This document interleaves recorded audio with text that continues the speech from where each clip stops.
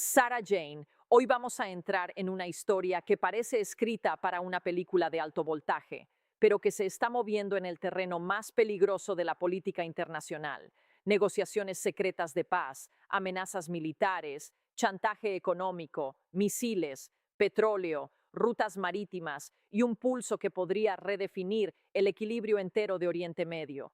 Y si te apasiona este tipo de narraciones, donde cada detalle puede cambiar el rumbo de la historia, suscríbete a Sarah Jane, porque aquí no solo seguimos los hechos, también conectamos las piezas que muchos pasan por alto.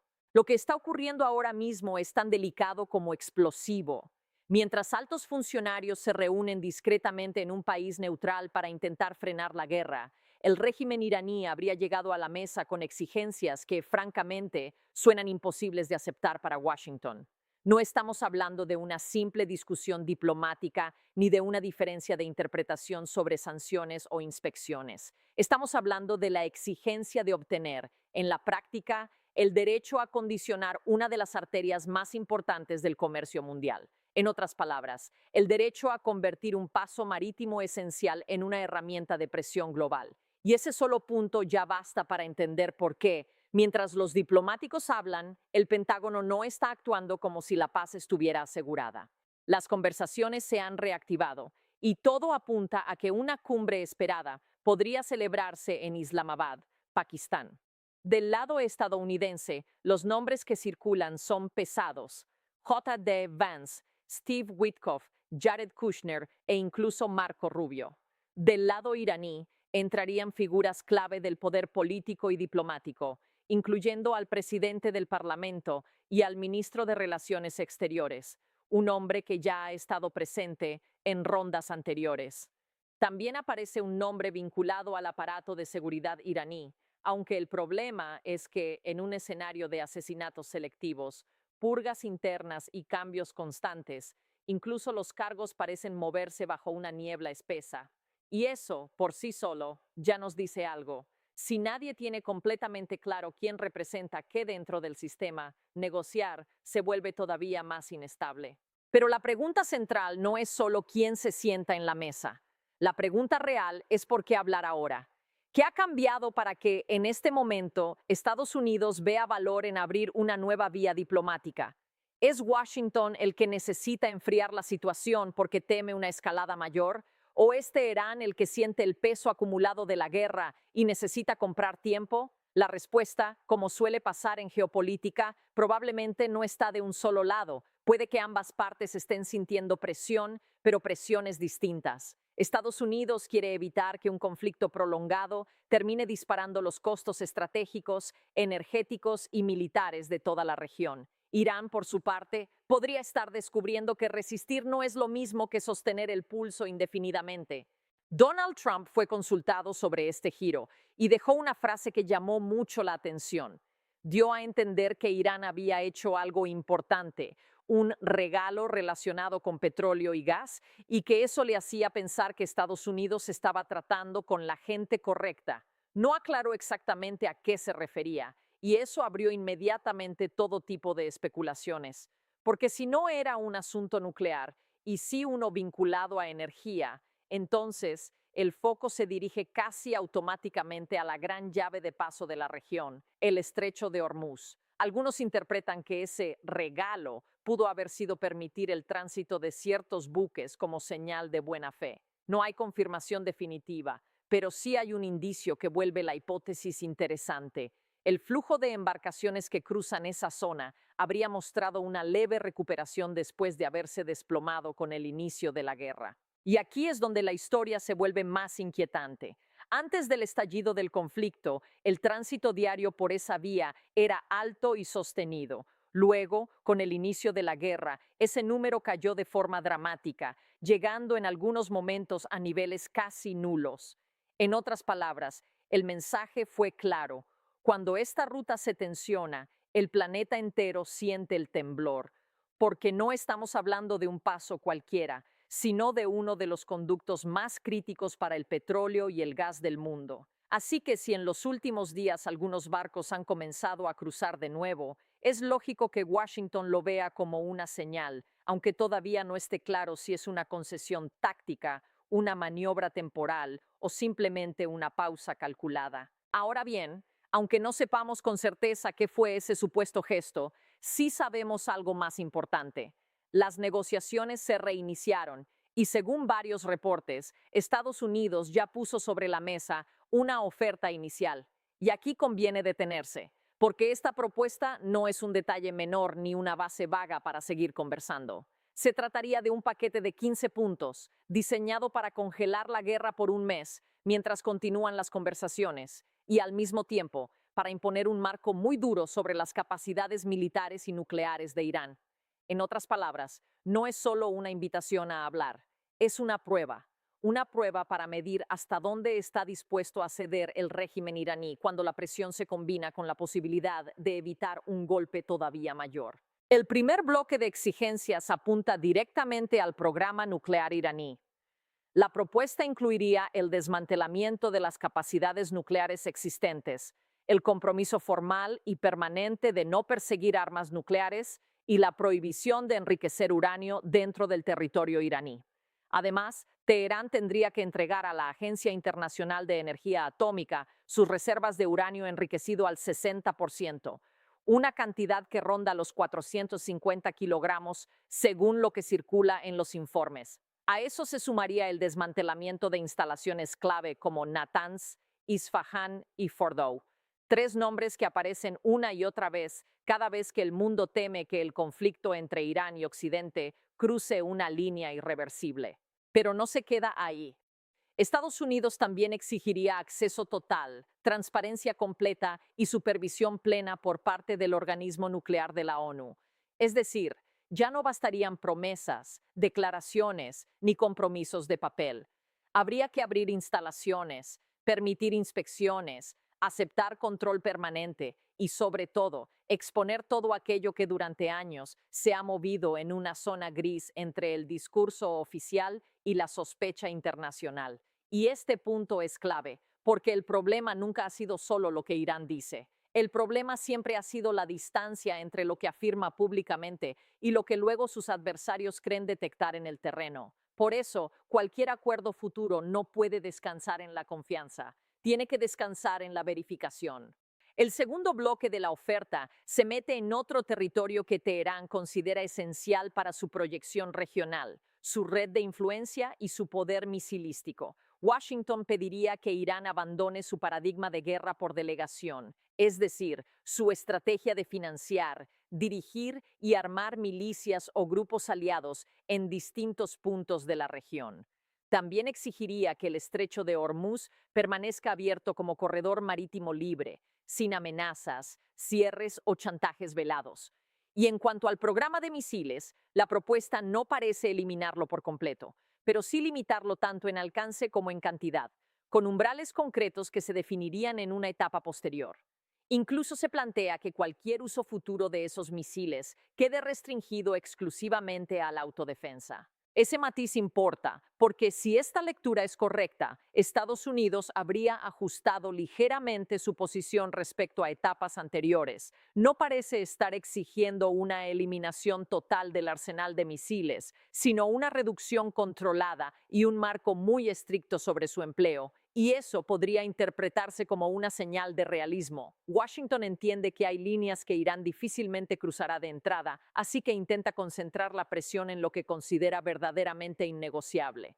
Aún así, sería ingenuo pensar que eso vuelve fácil la aceptación del acuerdo. En realidad, la vuelve apenas un poco menos imposible.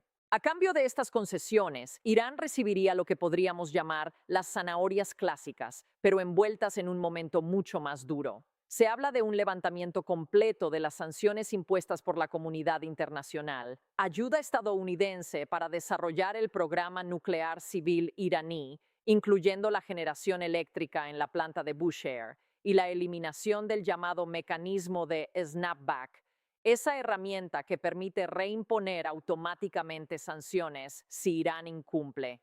Visto así, el paquete mezcla castigo potencial y alivio estructural.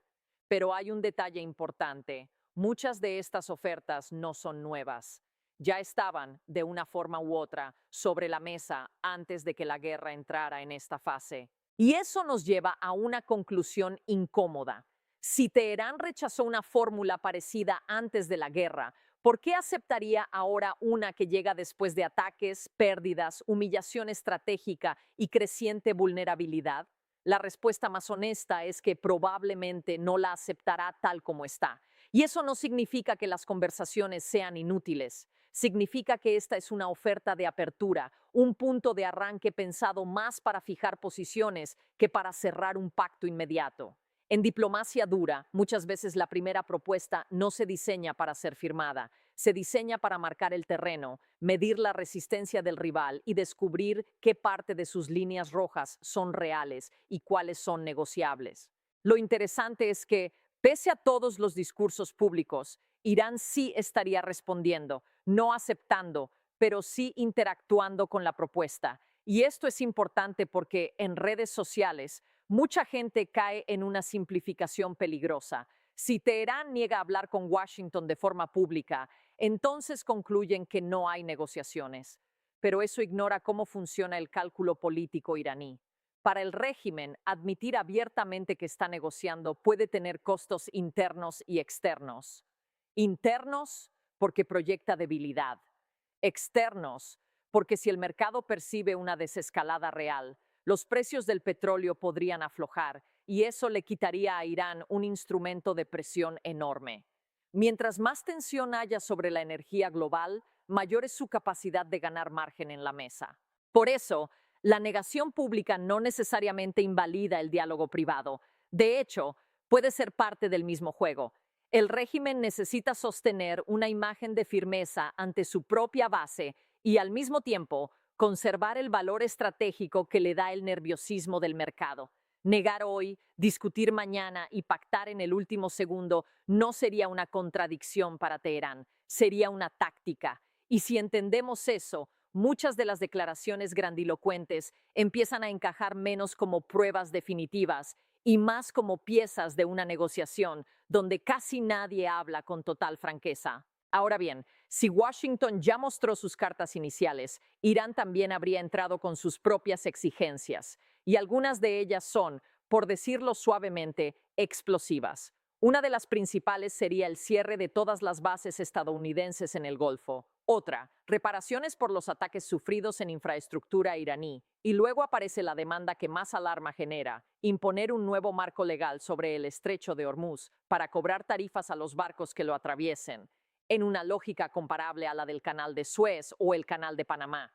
El problema es evidente. Suez y Panamá son canales construidos, mantenidos y administrados dentro de territorios nacionales concretos. Hormuz no funciona así. Es una vía marítima internacional y pretender convertirla en una caja de cobro regional sería, para sus adversarios, abrir la puerta a un chantaje permanente sobre el comercio mundial. Y ahí está una de las claves más peligrosas de toda esta historia, porque si hay un punto sobre el cual Estados Unidos difícilmente cederá, es ese. Washington puede negociar tiempos, límites, mecanismos de inspección, alivio gradual de sanciones o incluso fórmulas creativas sobre el uso civil del átomo. Pero aceptar que Irán adquiera una especie de autoridad de peaje sobre una arteria global sería reconocerle una herramienta de coerción gigantesca. Y eso no solo afectaría a Estados Unidos, afectaría a Europa, a Asia, a los mercados energéticos, a las aseguradoras, al transporte marítimo y a cualquier país cuya economía dependa del flujo estable de crudo y gas. Por eso, si las conversaciones fracasan precisamente en torno a Hormuz, el riesgo de una respuesta militar más directa sube de inmediato. Además de esa exigencia, Irán estaría reclamando garantías de que la guerra no continuará, el fin de los ataques israelíes contra Hezbollah, el levantamiento total de sanciones y la preservación de su programa de misiles sin límites ni en alcance ni en cantidad. Es decir, mientras Washington llega pidiendo desmantelamiento, supervisión y contención, Teherán llega pidiendo libertad estratégica, alivio económico y reconocimiento de una capacidad de presión ampliada. Dicho en términos simples, ambos bandos están negociando como si creyeran que todavía tienen la iniciativa. Y esa suele ser una mala señal para la paz rápida, porque cuando dos partes llegan sintiéndose victoriosas, casi ninguna está lista para ceder de verdad. Aquí aparece una pregunta que quiero dejarte desde ya, y me gustaría mucho leerte en comentarios. ¿Crees que Irán está negociando porque realmente busca evitar una catástrofe mayor o piensas que solo intenta ganar tiempo para rearmarse y recuperar margen? Tu respuesta puede cambiar por completo cómo se interpreta todo lo que viene. Trump, al referirse al tema, insistió en una idea básica. Irán no puede tener armas nucleares. Esa ha sido, según él, la prioridad número 1, 2 y 3. Y aunque aseguró que del lado iraní existe la promesa de no buscar ese armamento, ahí vuelve a aparecer el viejo problema. Irán lleva años diciendo que no persigue una bomba nuclear. El conflicto nunca se centró únicamente en sus palabras, sino en la credibilidad de esas palabras frente a lo que muestran sus actividades, sus capacidades y su historial de cumplimiento. Por eso, cualquier acuerdo serio tendrá que apoyarse mucho más en inspecciones que en declaraciones solemnes. Mientras tanto, otra variable empieza a pesar cada vez más: el desgaste material iraní. Algunos reportes apuntan a que el régimen podría estar bajando hasta un umbral cercano a los 1.000 misiles operativos de cierto nivel, especialmente aquellos que ha utilizado para bombardear objetivos en la región. Eso no significa que se quede indefenso, ni mucho menos. Irán todavía contaría con enormes cantidades de drones, más baratos, más fáciles de producir y útiles para prolongar una guerra de presión. Pero una cosa son los drones y otra muy distinta a los misiles balísticos, tanto por su impacto militar como por su valor simbólico. Si ese stock realmente se está agotando, entonces Teherán tiene un incentivo claro para negociar desde ahora, antes de que su capacidad de intimidación pierda demasiado peso. También hay quienes sostienen otra teoría, que Irán no está disparando menos porque no pueda, sino porque está administrando sus reservas. Es decir, mantendría un nivel bajo de bombardeo para extender la presión durante más tiempo y reservar capacidad de respuesta para una futura escalada. Y siendo honestos, esa hipótesis tiene lógica. Cuando se han producido ataques especialmente sensibles contra infraestructura energética iraní, la respuesta ha parecido más intensa y selectiva. Eso sugiere que el régimen todavía guarda recursos para momentos específicos. El problema de esa estrategia es evidente. Si tus misiles están ocultos en ciudades subterráneas o búnkeres, pero tu adversario mantiene superioridad aérea y detecta esos emplazamientos antes de que los uses, puedes perderlos sin siquiera convertirlos en disuasión efectiva. Y justamente ahí es donde la balanza militar empieza a pesar más que el discurso, porque una cosa es amenazar y otra muy distinta sostener una amenaza creíble cuando el enemigo domina el aire. Si Estados Unidos e Israel realmente tienen capacidad para localizar y destruir lanzadores, depósitos o rutas logísticas antes de que Irán emplee sus reservas, entonces la idea de guardar poder para después puede terminar siendo un error fatal. Guardar demasiado también es arriesgar demasiado. Y ese dilema, el de disparar y quedarse corto o esperar y perderlo todo, podría estar empujando al régimen hacia la mesa de negociación más de lo que admite públicamente. Aún así, la retórica oficial iraní sigue siendo agresiva. La televisión estatal llegó incluso a lanzar amenazas de invasión total contra Bahrein y Emiratos Árabes Unidos, asegurando que las fuerzas iraníes estarían preparadas para tomar costas y alterar la ecuación regional si Estados Unidos comete un error. Este tipo de mensajes cumple varias funciones al mismo tiempo. Tranquiliza a la base interna, intimida a los vecinos, intenta mostrar confianza y mantiene viva la imagen de una república todavía desafiante. Pero la gran duda es si esas palabras representan una capacidad real o si son cheques verbales que el aparato militar no puede cobrar al mismo nivel en el campo de batalla. Porque en tiempos de guerra, la propaganda siempre intenta ir un paso por delante de la realidad. Estados Unidos, por su parte, también está dejando claro que no piensa llegar a estas conversaciones con ingenuidad. Reportes recientes indican que el Pentágono estaría preparando el despliegue de unos 3.000 soldados de la 82 División Aerotransportada, una de las fuerzas de respuesta rápida más prestigiosas del país. Hablamos de tropas capaces de movilizar un batallón en cuestión de horas y una brigada completa en pocos días. Y esto cobra aún más sentido si lo juntamos con otro dato: la llegada de aproximadamente 2.500 marines a bordo del USS Trípoli desde una base en Japón, rumbo a Oriente Medio. Cuando colocas estas piezas una al lado de la otra, el mensaje es transparente. La diplomacia está abierta, pero el plan B no solo existe, también se está preparando. Hay un objetivo que aparece con insistencia en varios análisis: la isla iraní de Karg, un punto de enorme importancia para el aparato económico del régimen y, por extensión, para la capacidad del cuerpo de la Guardia Revolucionaria de sostener gastos, influencia y proyección. Si Washington llegara a concluir que las negociaciones no avanzan y que Irán insiste en tensar Hormuz, no sería extraño que se empezara a hablar de operaciones limitadas dirigidas a piezas económicas y logísticas clave. El razonamiento sería brutalmente simple. Si el régimen intenta asfixiar una ruta global, entonces se le golpea donde más le duele para obligarlo a reabrirla.